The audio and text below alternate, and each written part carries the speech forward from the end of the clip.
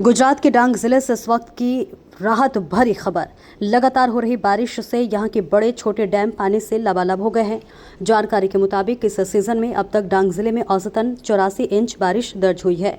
चौमासे की शुरुआत में जिले के कई डैम खाली थे, लेकिन बारिश बढ़ते ही हालात बदल गए। भारी बारिश के चलते आहवा के पास का VCR डैम भर गया है।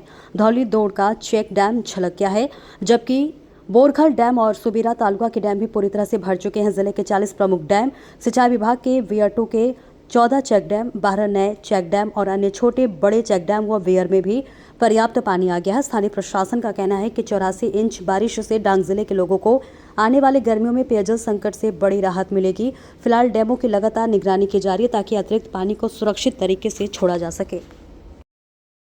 नमस्कार मित्रों, हूँ सुरेशभाई चौधरी, तालुका पंचायत आहवा डांग। हाल अपना डांग जिला में वेर 2 लगभग वियर जे बन्या है ए डांग माटे खूब आनंदनी बात है। लगभग 7 जेटला वेर है, एमां वायदून है, काटीस है, साथे आपणे बरडीपाड़ा है, हुंबापाड़ा है।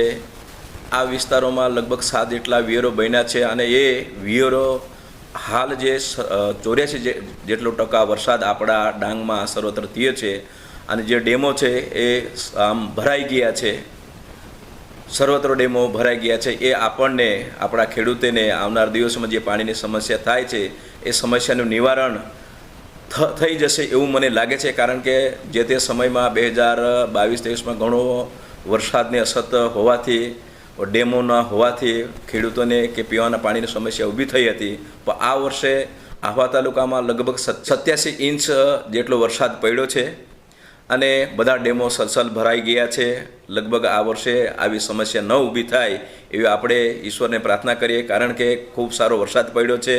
ખેડૂતો માટે હોય, પીવા માટે હોય કે આપણા ઢોર ઢાકરો માટે હોય, ખૂબ સારો વરસાદ પડ્યો છે। એ આપણા માટે આનંદની વાત છે।